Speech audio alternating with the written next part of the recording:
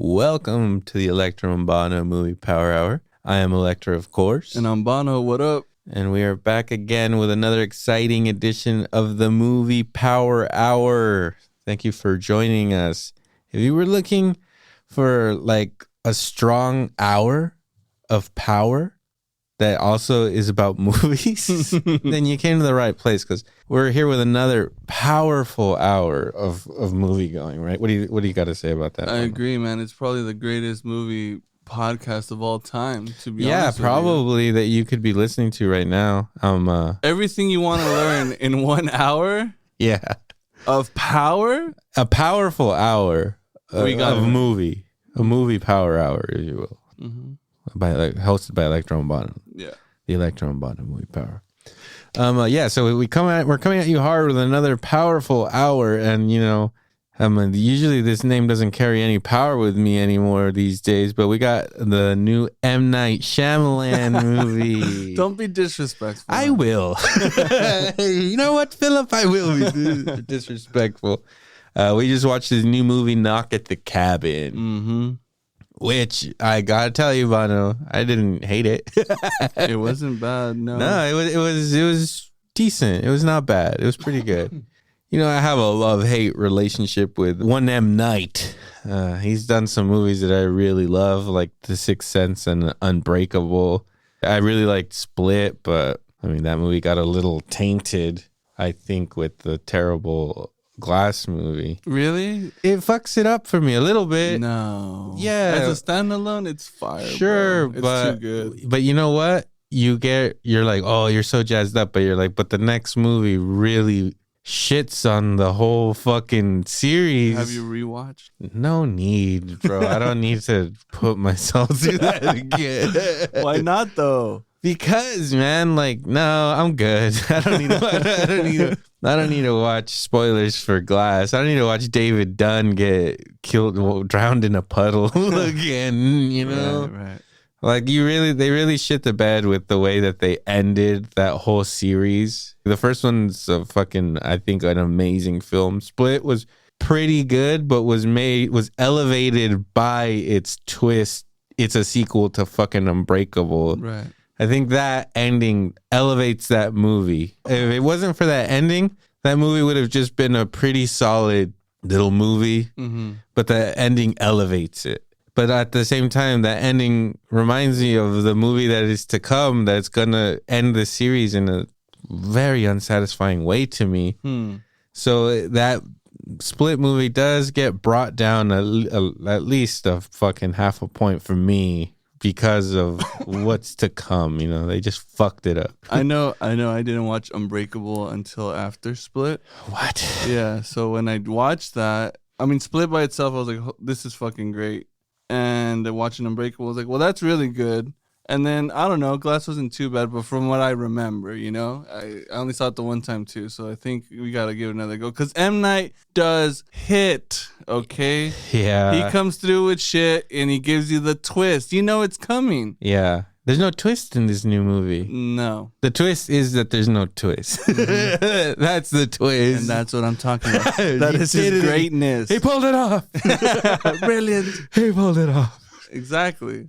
Anyways, we all know that Mr. Shyamalan went through really high highs early in his career, and then had some pretty low lows. And you could look at his filmography, and depending on whatever your taste in films, you can say that they are, well, he makes 3 movies that no one's heard of before. He makes The Sixth Sense. The Sixth Sense fucking masterpiece over here. Mm-hmm.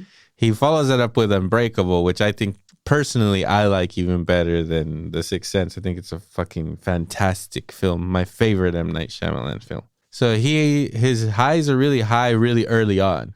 Then he comes at us with Signs, which, whatever. I talk shit about it. and I haven't watched it in a long time. Maybe I'll watch it again. Maybe I'll think higher of it. Maybe I'll think lower of it. Especially right now, bro. There's UFOs all over this bitch. Don't get me. There's crazy shit. Are you trying to scare me right now? Man. I'm just saying, turn on the podcast. You're trying to show these people my fear of aliens. I have a phobia of aliens. We're gonna have to do an alien series or something, bro. Well, let's do it. Some alien. That sounds fantastic. Please, go on. You're winning me again.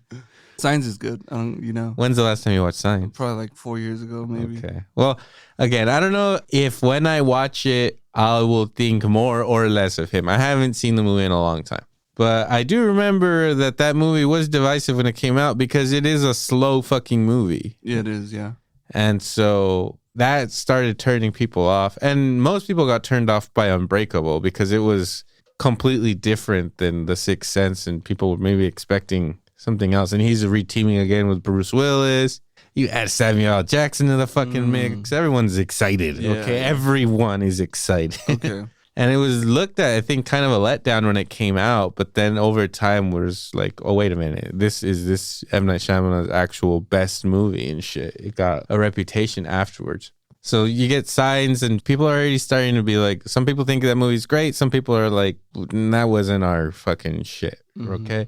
Plus, he starts hitting religion in that movie, which is going to come into play in this new movie, Knock at the Cabin. After that, he does The Village, which, have you ever seen it? You've never watched it? No, never have put myself through that. Well, you should. You're over here, Mr. Shyamalan defender. I know I should, but I'm not. There's aspects to that movie that completely work and that are good. I'm sure. The movie looks fantastic. It is creepy. And you got Joaquin Phoenix in it. What do you think? What do you think there's going to be some quality to it. Sure. Okay. But that's the first time that the audience officially turned on him because of his twist. People did not like that twist. You know the twist to The Village, right? That's when people were like, that was dumb. And then he made another movie where they just kept getting worse. People were just like, what the fuck are you doing? These movies are getting very ridiculous. And he also writes dialogue in what can be said a bad way. I don't know if he's doing it on purpose. Because The Sixth Sense and Unbreakable, I don't think particularly have bad dialogue. But then his dialogue starts getting silly. It starts getting unbelievable. Playful. People don't talk this way. I don't know if he thinks he's being clever, or maybe he's being clever and he's too smart for me. I don't fucking know. He's doing it directly to you, bro. He knows that you exist. Yeah. I'm going to get this motherfucker right now. Yeah. And, does Lady in the Water. And then what does he do after The Happening? Oh, The Happening. And then that's when people were like... You want to talk about fuck dialogue? We're done here. Yeah, exactly. There's no way that he didn't know how fucking dumb it was coming up. It had to have been on purpose, right? I don't know. Maybe the Shyamalan was on us that time where he was like, you'll fucking eat anything I serve up. Sure. And here I'm going to put a big piece of shit on the table. Wow. And you're going to eat it. While going environmentalist. He's just like, hey, the earth, bro. The plants. And he's they're doing shit. I know. And then he's like, and I'm gonna get Mark Wahlberg and New Girl in here and make them give some of the most bizarre fucking performances, not only given by them but put on film. And it had to have been on purpose. And again, I don't know, it's a big fuck you to his audience or what. Maybe by that point you're like, oh, you think I'm so fucking silly with Lady in the Water, huh? You think I'm such a piece of shit? Guess what? Right. I'm gonna fucking make this movie that's gonna start off really cool where everybody kills themselves, and then Mark Wahlberg's gonna come in and change the whole fucking operation. Yeah, I'm gonna throw in the Pest as well. The Pest giving the only fucking probably solid performance in that fucking movie. Who fucking knew, man? Yeah. Leguizamo was gonna come on strong. Shyamalan, that's what it took. Yeah, he really broke him out there. Yeah, it's like fuck. Yeah, Wahlberg here. And then he does the Airbender movie, and then he does the Will Smith Jaden movie, After Earth. Both of those movies get torn to shreds. After Earth? Yeah, written by Will Smith, by the way. Whoa. I think he picked M. Night Shyamalan to direct it. Will knows. But it's a terrible film. I've never seen it, but it's supposed to be. Maybe we should watch it. Yeah, we should. And yeah, Will Smith wrote it, and I want to say that it's like, I don't know. Is he a Scientologist? Is he? I don't know, but it's preaching something. It might be preaching Scientology, or I don't know what the fuck he's into. Red tables. I don't know. Fucking slapping Chris Rock. Some shit. But yeah, and then after that, you know, people were like, he's fucking done. I'm done with like Christian Bale done. Like, you are not professional, bro. Damn, you're amateur, you know? And then he kind of like had a little resurgence with The Visit, which have you ever seen it? Have you seen it yet? Yeah, I watched it. You finally watched it. Yeah. It was not a bad little movie. He kind of goes back. He goes roots. He goes. Oh my god! He goes to his roots. Makes a little horror movie again. A really simple horror movie where he's like, it's a first person one, right? Yeah, it's like on a camera. So he completely changes like his way of storytelling even. And then, you know, you think it's going to be a straightforward movie, like he's doing a straightforward movie. And then he comes with the chamois twist at the end, right? And that movie's weird too. And again, dialogue is kind of weird, but it's like enjoyable. You're like, okay, you actually made a pretty decent movie again. I think Shammy got into hip hop that year. Oh yeah. Cause what the fuck is that? I don't know. Doesn't that like completely, and he ends the movie that way. Yeah, that's what I mean. You're like, what the fuck? You kind of made a decent movie, and now you leave me with this at the end. Right. That wasn't it. And then I don't know why, like on Old too. Why is there a rapper in this fucking movie? You know what I mean? Oh, again, we didn't get to fucking Old. All right, so yeah, Visit again. It's like him saying like "fuck you" to the fucking audience, or like, I just gave you a decent little movie again. Maybe give you some hope in me as a director again, and then I do something like really weird at the end. That is like, is it funny? Is it like, what is it? You have to laugh at it. Yeah. Because it's laughable. I don't think tensions were that high for you to throw in a crazy little white rapper boy at the end, bump fist with the only black guy in the fucking movie, who happens to be like the train ticket boy. Real nice, Shyamalan. Shammy, that is a reach, my friend. Come on, get it together, dude. But in true nature of Twist, I kind of had to say he's a fucking genius. You know what I mean? Wow. He's like, I can do that. I can. If he's that aware. If not, it's okay too. Well, he did it. And then after The Visit, that's when he hits us with Split. Again, that's the highest of the highs for me when he's having his little resurgence. Fucks it up with... So from Sixth Sense to there, we're talking about what, 10 plus? 15 maybe? Let's pull this up. Let's see what the fuck, because I mean that is a good amount of time there with all these flicks, unless he was doing film a year, which I doubt.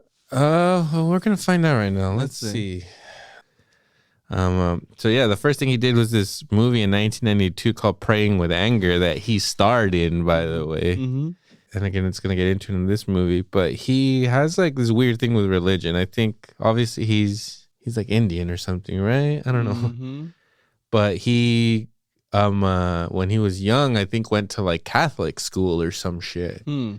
So he learned all this, all of that religion and stuff, and it seems to have had some effect on him, you know, because his movies, a lot of them have had religious undertones to it, and then this one is flat out. I mean, Signs was pretty heavy with that too. Very heavy at the end, like, you know. That whole thing is all about like a dude struggling with his faith and then regaining his faith and shit. Right. And then at the end is like straight up being like, yeah, like God fucking gave this message or whatever, right. Or God's giving him these signs. Oh my fucking Shyamalan. No. On the nose with this fucking guy, huh? You thought we meant crop signs? No, we're talking about the Lord. fuck you. And then gets Mr. fucking Gibson himself, the fucking Jew-hating No, it was before that. Oh, you think that his hate for Jews developed after? Sign? That son of a bitch has hated Jews his whole fucking life. He probably got into the book really heavy. He's like, man, this was, He was a Jew-hating fucking asshole from day one. He just thought he was so powerful that he could just come out and say that he hates the Jews and there'd be no repercussions. He was a patriot. He was a patriot. You know what I mean? That's true. I'll give him that much. Yep. Anyways, and then he made this movie in 1998, so 6-year gap, called Wide Awake, and it stars Rosie O'Donnell. It's like a Disney movie or some shit, or it looks like one. And then 1 year after that, making this silly ass movie with Rosie O'Donnell and a kid or some shit, he hits you with The Sixth Sense, with his 2 previous movies not showing any indication that he is capable of delivering anything of this caliber. Okay. And The Sixth Sense, we gotta hit. We'll obviously do maybe an episode on this someday. We will, yeah. But like, fuck, does that movie hold up? And it's like so good, and it emotionally hits you in the right fucking places at the right time. And looking back at this movie, it's like, this is not a horror movie, like, at all. This is not a scary movie. This is a movie about.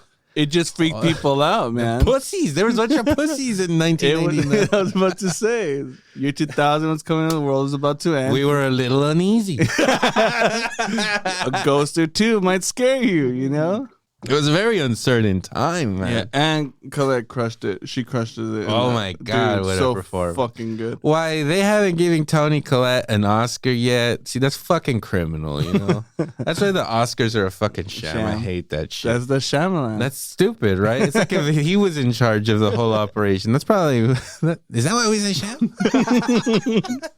Oh, shit. Yeah, after that, 1999... very next year, Unbreakable comes out. Okay. He made 3 movies in 3 years, 1998, 1999, 2000. Rosie Donald was involved in one of these films. Wow. Can you believe? That's the ultimate sham. All right. After that, Signs 2002, so 2 years. 2 years. And then The Village 2 years after that in 2004. So it looks like he's moving every 2 years right now. Okay. Lady in the Water 2006, Happening 2008. Last Airbender 2010, After Earth 2013. He took an extra year for that one. He directed an episode of Wayward Pines. So from After Earth to The Visit, it's only 2 years, and that's where he kind of reinvigorates himself.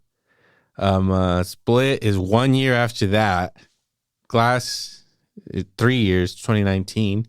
Old, another 2 years. And another 2 years for Knock at the Cabin. And he directed 4 episodes of Servant. I'm on that, by the way. I'm not. I am caught up, which also leads into this fucking his character, the character in the movie, Knock at the Cabin. He's in that show too. Who? Fucking Rupert. Oh, fucking Ron. Yeah. Ron Weasley. He's in that motherfucker. Oh, is he one of the main? He's a supporting. Okay. Yeah. It's okay. Well, that's weird. You know what? Ron never did much after Harry Potter. I don't think he had to be honest. He fucking set for life. Yeah. He fucking nailed it. One and done. Fuck it. Did you ever watch? How many of those Harry Potter movies did you watch? We watched the first one. The first one. We went to the theater to watch it. Yeah, I chose to forget that. I'm sorry. I know you were a huge fan of the Potters. I was into Potter. Like, at that time, that was like, I guess peak Potter was for like 10 years or whatever. But I mean, by the time the movie came out, I think, I don't know how many books were out. Like the first 3, maybe. The first 4. But I only watched the first 3 movies, maybe the 4th one. And then There's more than 4. There's 1 for each book. I think, yeah. And then I think the last book got made into 2 movies. Jesus. So there's like 9 of them. Yeah, so he doesn't need the check. He's chilling, whatever, bro. This dude's set for life, Yeah. But he comes out in that Servant show and comes out in this movie, Knock at the Cabin. Knock at the Cabin. So again, after he did Glass, and I was like, "Fuck this guy!" Again, he goes ahead and does Old, and I did not like Old. And I know that that movie has its defenders. You may be one of them. Are you? Yeah. Yeah, Lily made me go watch it at the movie theater. She went to go see it twice. Her second time to make me watch it. That's cool. That's nice. And I was just thoroughly upset. That was a classic case of him just doing weird ass dialogue where you're like, why is the dialogue like this? Like, I know you should know better. Right. You're choosing to do this on purpose, which I don't understand. Like, bringing down the quality like that. But I guess I don't know what he's trying to say, what he's trying to do. I mean, he's his own man. He pays for his own movies. He's been self-financing, I think, since The Visit. He'll pay for the movie itself and sell it off to a studio, which is great. Full control. Fuck all that shit. Yeah, so he's definitely making whatever he wants to make. No one's telling him what he can or cannot do. He has that Apple contract. He did those episodes, and then he's still exec producer in the fucking thing, and his wife will direct one or write one or do all this shit. So look, it's a fucking sham. This whole fucking he's chilling, bro. It's the illusion. He's making you. Is it his daughter or is it his wife that's making a movie? You know what? I don't know if it's either or. I assumed it was his wife. If it's his daughter, that's even cooler. I thought it was his daughter, but I had no idea his wife was involved in shit. So maybe it's his wife. I don't know, but I know that a female Shyamalan, is having her first movie come out soon. Okay, and. Like, what a manipulation to just make a movie and you put the name Shyamalan is on there, you know? Right. I mean, there's a whole wide audience that's probably going to watch it based on that name. The dope thing about that show in particular, they're like, did M. Night turn to a woman? I think M. Night's a woman now. Let's go watch it. Shit. Is that this food, like you say, he's putting the stamp, right? He's saying this is a sham. This is the Shyamalan fucking this approval. Is a big fucking sham. But nowadays, in particular with the show, not each episode has the same feel, but it's shot completely different. You know what I'm saying? Like stylistic shit, like the shit you see nowadays. Like for example, how we were talking about Infinity Pool and these A24 films, where like it's all these beautiful shots and. Well, yeah, but he's not directing. No. So he has a couple of them, right? And those are super stylized too.